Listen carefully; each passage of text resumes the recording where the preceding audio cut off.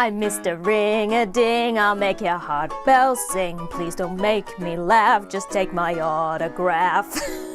Don't make me laugh! That song's gonna be stuck in my head for the rest of the day, and now it's gonna be stuck in your heads too. Hello everybody, Ellie here for WhoCulture, and what an episode Lux was. It's so exciting. I honestly feel like my faith in Doctor Who has been restored. This was such a treat, such a great episode. Before I do continue though, I do want to take a quick moment to give an up to our sponsor for this week's video, Surfshark. Now, using a VPN like Surfshark is a bit like having your own Tardis because it helps keep you more private and secure when you're exploring the online universe. And not only that, but we've all been out and about and a bit afraid to use that dodgy looking public Wi-Fi network. But with Surfshark, your data is protected while using public Wi-Fi, so you don't become a victim of fraudulent purchases or identity theft or those pesky spoonheads. Basically, you can browse just as safely on some far-flung alien planet as you can from the safety of your own home. And I don't know about any of you, but whenever I'm exploring 1950s Miami, I wish I could change my virtual location so that I can still access all my BBC iPlayer and Disney Plus content. Well, with Surfshark, you can do just that because they offer 3,200 different servers in over 100 locations, so you can still keep up with your new episodes of Doctor Who while you're traveling.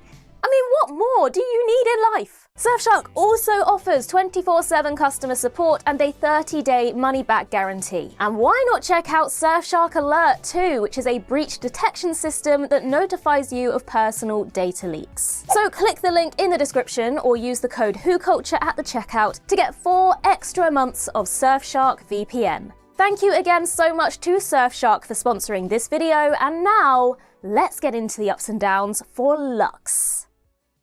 You're not celluloid. You're made of light. Light come to life. I'm beaming at ya. So let's kick things off right at the beginning with an up for the cold open for this episode. I loved this cold open. This felt like the cold opens of old. It felt like I was back in RTD1 era. I felt like I was a child again. It does everything you need it to do. It gets you excited, it builds it up, it hypes you up for what's to come in the rest of the episode. Now, I will say at first I thought it was a bit odd that they lingered on that teaspoon for so long, and I thought that was a weird choice. But then of course it becomes really important when the moon reflects off the spoon into the camera lens. You see that beautiful shot of the light coming through the projector, and then of course we have Mr. Ringarding climbing out of the screen and leaving us with that big cliffhanger to set us into the episode. It was so good, and of course I'm going to come back to Mr. Ringarding later on, so don't think I'm ignoring him. So then after the opening credits, we have a scene between the Doctor and Belinda in the Tardis. Now, I've been saying that I want to see more of these quieter character moments in the Tardis, or not necessarily in the Tardis, but just to build those character relationships and to give us a bit more information about the characters. Now, while I will say this is an improvement from the lack of these scenes that we had in season 1, this particular scene still wasn't quite hitting the mark for me. I wouldn't go as far as downing it because at least we are seeing some improvement. And although it was a scene that did give us a bit more information about Belinda's family and a little bit more of that relationship building, it still felt very exposition heavy, very plot heavy, as opposed to just being a quiet moment of two friends talking or two strangers developing a friendship. It still felt very surface level, even with what Belinda was revealing about her family. It didn't necessarily feel like a natural, friendly conversation. So while it was an improvement from what we had previously had or what we previously hadn't seen, still not quite hitting the mark. I'm not going to down it because it is an improvement, but it's still not quite there.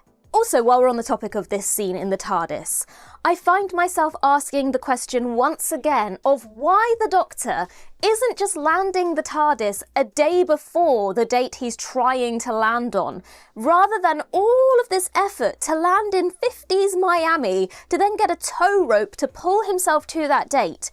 Why is he not just landing a day before or 2 days before, just waiting it out and then joining in?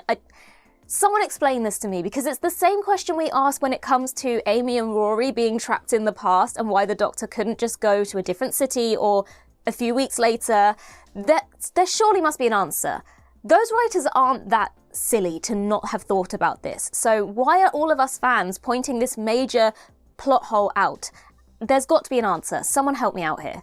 But anyway, they do indeed land in 1952 Miami. So let's have another up here for that 50s aesthetic of this episode. Everything about it is so amazing. Now, I'm a sucker for 50s style, 50s fashion, the 50s era anyway, but this looked incredible. The costumes, the colours, it felt very authentic. The cinema, you almost feel like you could smell the popcorn in that old cinema. The diner looked very authentic. When I go to America, I try my best to go to those kind of classic looking diners. And I know they've become a bit of a gimmick now because we're no longer in the 1950s, but it did really look very authentic, like the diners I've visited when I've been in the States.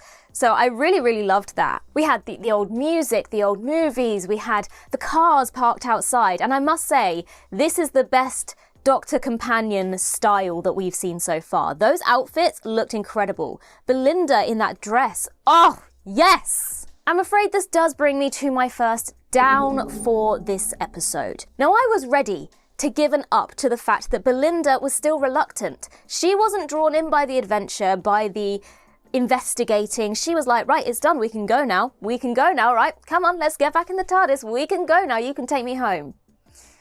But it was very, very quick for her to suddenly change her mind and be on board with these adventures and this investigating. And to me, that was a little bit disappointing. By the end of the episode, she seems to be relishing in the adventure, and I know things happen in the middle, but by the end of the episode, she seems to be just like every other companion, ready to go and explore and have fun. I was really hoping we were going to see more pushback from Belinda for a longer period of time across this season. At the moment, it seems like that pushback has gone away and she's now on board with the adventures. I find that a little bit disappointing. I would like to see more of her being not drawn in by the adventure, and this episode kind of sees her being drawn in by the adventure, which I found a little underwhelming because I was excited to see a companion who spent a lot more time not relishing in the wonder. Now, I am happy to rescind this down in the future, say after the events of next week's episode, which looks far less colourful and exciting than this 1950s set episode. So maybe by the end of next episode, she's like, actually, no, this is dangerous, take me home. We had some fun, now let's go. And I'd be happy to rescind the down. But at the moment, as it stands, I'm a little bit disappointed at how quickly she has become in awe, a little bit too on board with the adventures.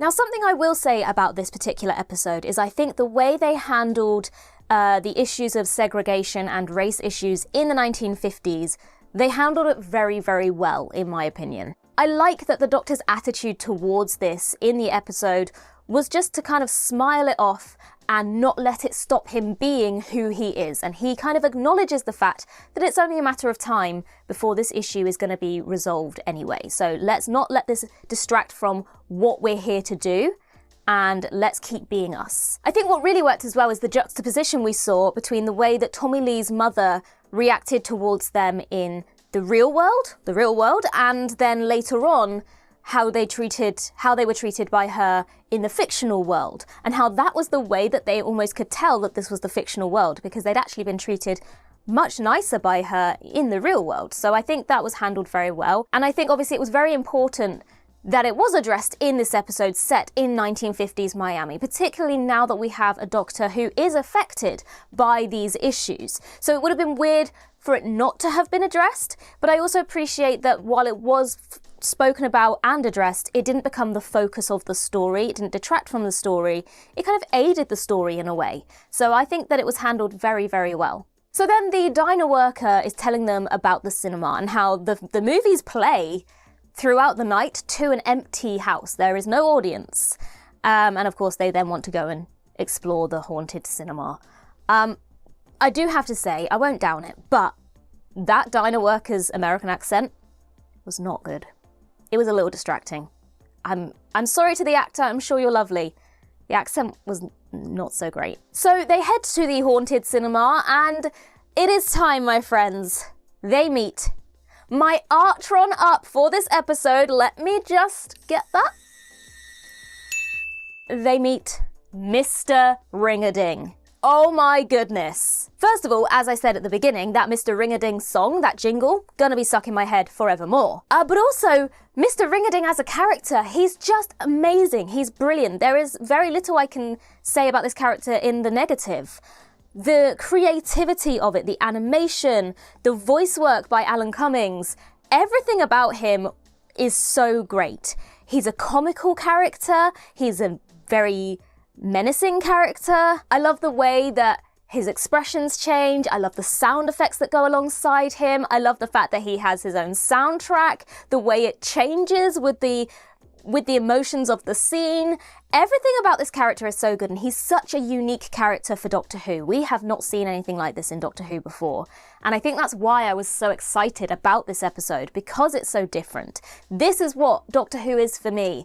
Doing something different, not something so generic, and I just absolutely love this character, down to the details of the kind of grainy flickering of the animation to go with the projector, the 50s projector of animations at the time. They weren't crisp and clear, and you see that in Mr. Ringarding. Almost an innocence and a creepiness at the same time with the character, who's this really unhinged but also comical villain.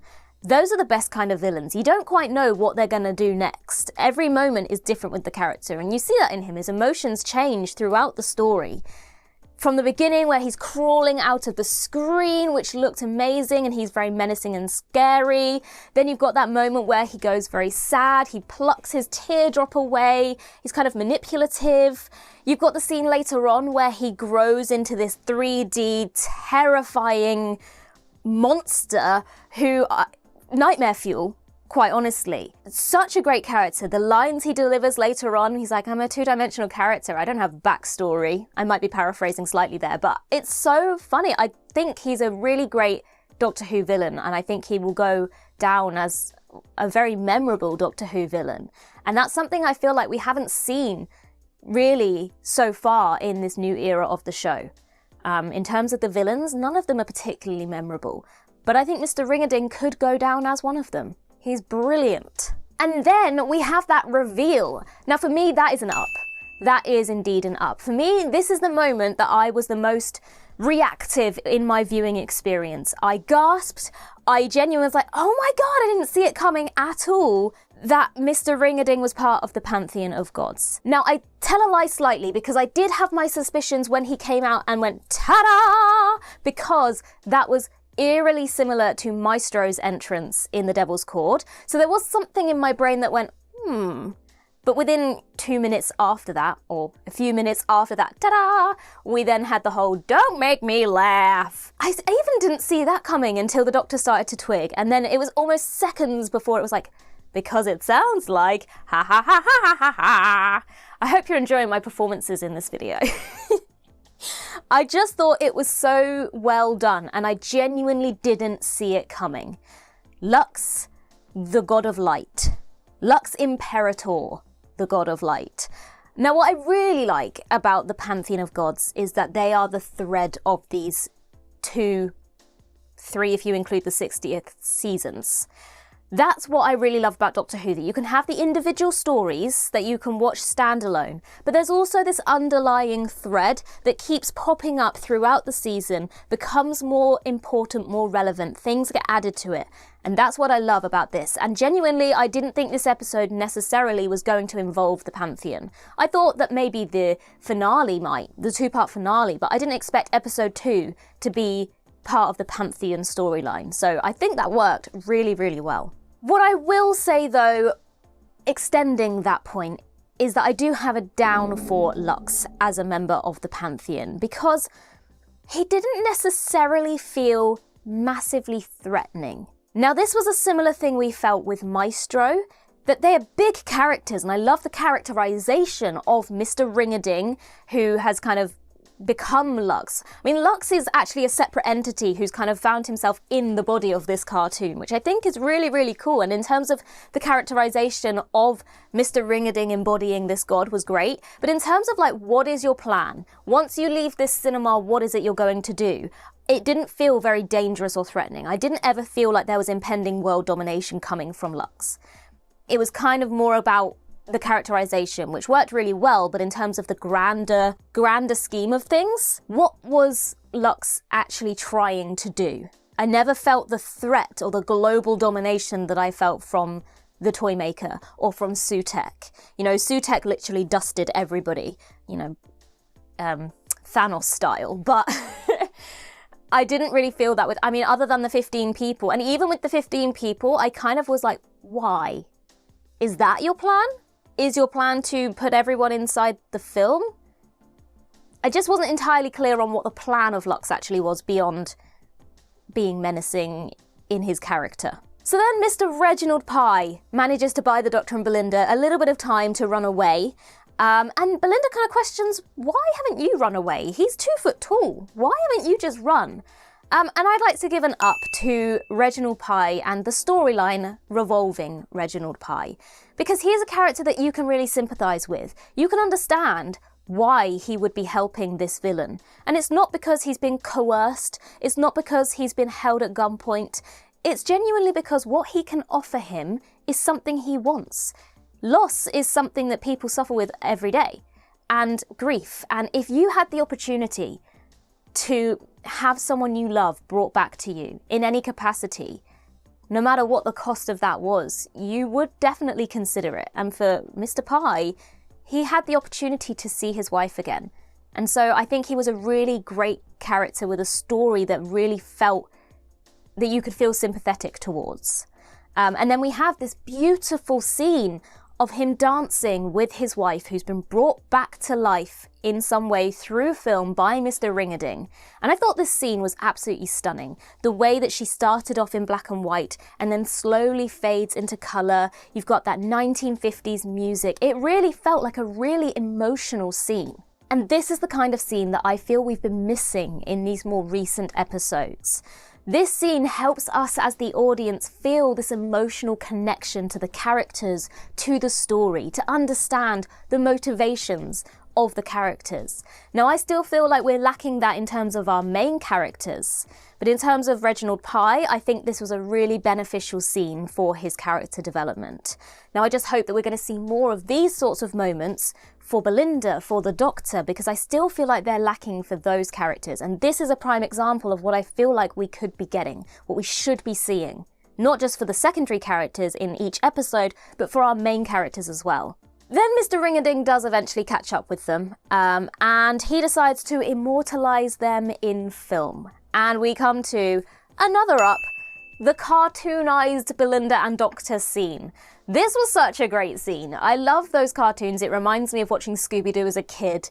Obviously, we've had references to Scooby-Doo made throughout the episode. We know that Scooby-Doo was used as a point of reference for the actors and the animators, but I think this whole sequence was so great. I loved, you know, obviously I could say, oh, the lines were really cheesy, but that's the point of this. I'm not going to down that for this particular scene because that's the whole point. It's cartoon. They're supposed to be cheesy lines. And what I really liked was that obviously as the characters got more depth, they became more 3D. And it's such a great metaphor for characterization and characters in film.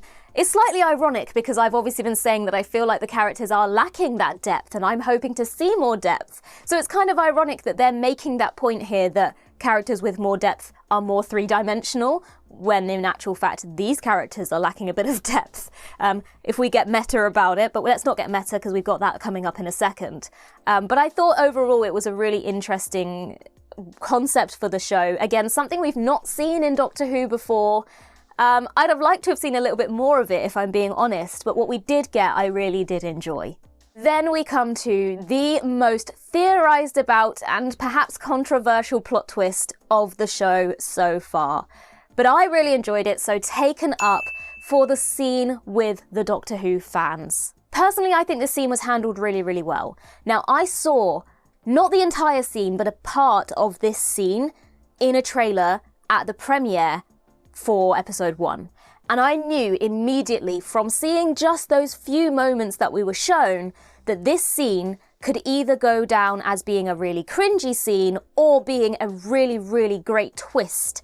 And I also could see that it was going to be a very divisive scene in terms of how fans viewed it. For the most part though, I think it was handled really, really well. Now obviously we've had a lot of theorising that the big twist for the entire season was going to be the Doctor realising that he lives within a TV show. And I could see problems with that, because then you have the question of how's that going to work? How can you go forward from there?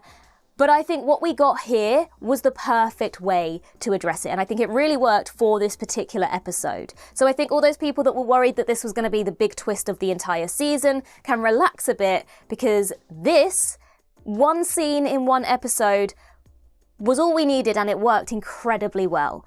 I really loved the kind of the showrunner banter that we saw with the whole Blink situation. I think Russell T Davies just getting his moment to go, you know what, Moffat, stop having your episode voted the best ever episode at all times.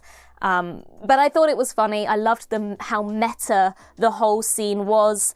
You know, I knew this was going to happen because I saw it leaked online. Hashtag RIP Doctor Who. I think that's hilarious. You know, that is things that we have been seeing. I think the fans themselves were portrayed in a very good way, because they could have very easily become caricature, which they weren't. There were obviously lines that were throwaway lines that were supposed to be kind of tongue-in-cheek, but I thought they were funny. But I kind of appreciate that the fans weren't presented to just be caricatures of what Doctor Who fans are. But what I really loved about this particular scene is that it was a twist within a twist. We'd already had the twist of, oh, the Doctor's in a TV show. Another twist, actually, you're not. And that moment that the fans revealed that they themselves were the fictional characters was perfect. I think it was a really, really good scene. It was strangely emotional, and I think most of that comes down to the Series 5 soundtrack callback that we had. So you knew it was coming, Murray Gold, Taken Up. That music gives me the tingles. Honestly, Series 5 soundtrack is peak Murray Gold, in my opinion. So fairy tale-like. I guess in a way, there was also a musical callback to Series 5 earlier in the episode, and I guess in a way, it could have been a little bit of a hint towards this kind of meta moment that we were going to have, this kind of fictional fairy tale vibe that we were going to have coming later on. But honestly, the music almost made the scene in this moment. It was the nostalgia of it, but also the fact that I think what really worked in this scene was that the inclusion of it and them revealing that they were fictional almost made this scene feel relevant to the plot of the episode, as opposed to being a gimmick that they just put in there and it had no real meaning to the plot. These fans helped the plot move on. It was relevant to the story, it was necessary for the story, and I think that's where, in my opinion, it became a really important scene as opposed to being just a cringy scene that they put in there. I think it was handled very, very well. So overall, I'm very glad that this scene was a success. Because as I say, when I saw the clip of it in the trailer, I was a little uncertain about how this scene was going to play out and how it was going to affect the fans. Now, I still think it's probably going to be divisive, so I would be interested to hear what you think about it in the comments. But for myself, personally, I feel that it was a success and worked very well, and worked particularly well in the context of this story. If it had been done elsewhere, maybe not so much. If it had been the entire plot twist of the season, again, not sure how I would have felt about that. But in terms of the context of this episode, I think it was great. But anyway, eventually the Doctor and Belinda get out of the film world, back into the real world, but the Doctor gets a boo-boo. Then he shows off his regeneration energy, and then Mr. Ringarding / Lux has an idea. Now, what I will say is I actually really liked the idea of Mr. Ringarding seeing the Time Lord energy light, regeneration energy light, and thinking, aha, I have a plan, and using that regeneration energy to build himself a body so that he is able to leave the cinema. I think that was a really, really good idea. I think it worked very well. I liked the line where he said, now I see why all the other gods let you survive, because they were saving you from me. I thought that was really, really good. And when he becomes or starts to become that 3D character, as I said earlier, nightmare fuel, but in a good way. It looked so good. It was creepy, it was terrifying, but it was really good. I really liked it. Having said that, I do then have to close out on a down for this ending because it did feel a little bit anticlimactic. It felt like it was building and building and building towards something, and then all of a sudden, Lux's motivations completely changed from wanting to absorb the Doctor's regeneration energy light to build himself a body to suddenly soaking up the sunlight and just floating away.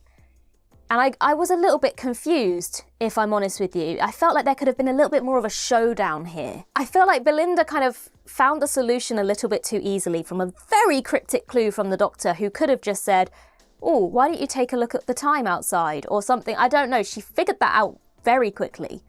And also, I was a little bit like, come on, hurry up. You gotta hurry up. The Doctor's literally being sucked dry out there. I also feel like we needed a little extra scene to explain how the 15 people are now free.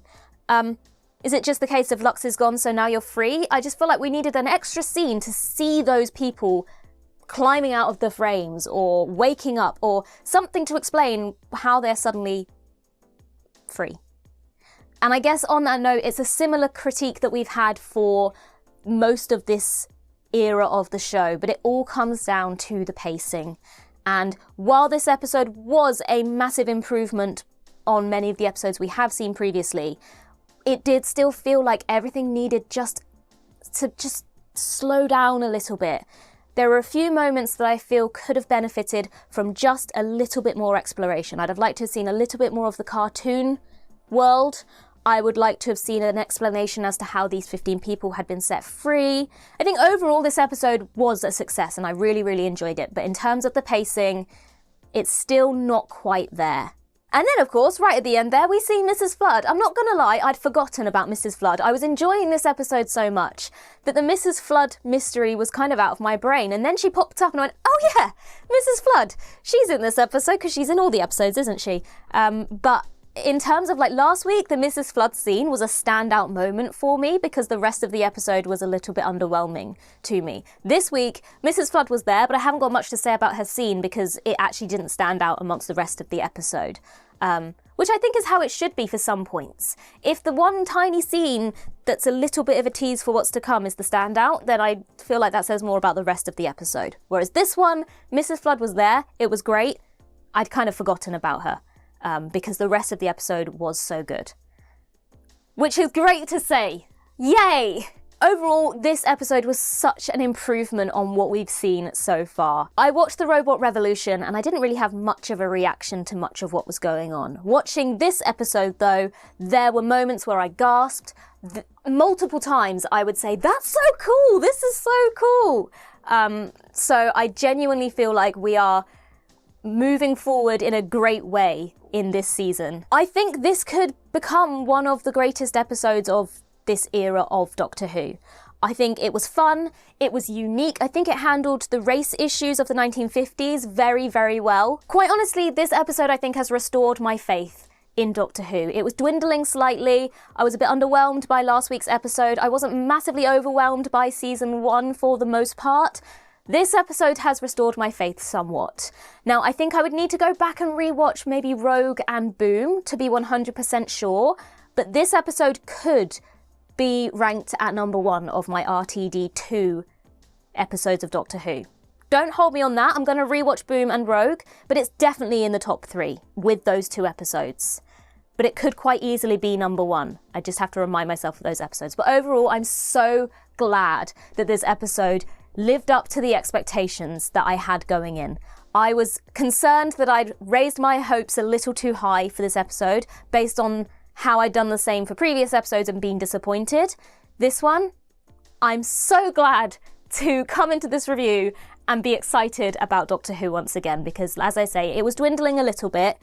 This one's restored my faith. Equally, next week's episode looks very dark. We've been told it's really terrifying, so I also have high hopes for that, but in very different regards because this one was fun and unique and exciting, whereas the next week I think is going to be quite intense. But that's good. I like difference. I like variety in Doctor Who episodes. That's when it works well, I feel.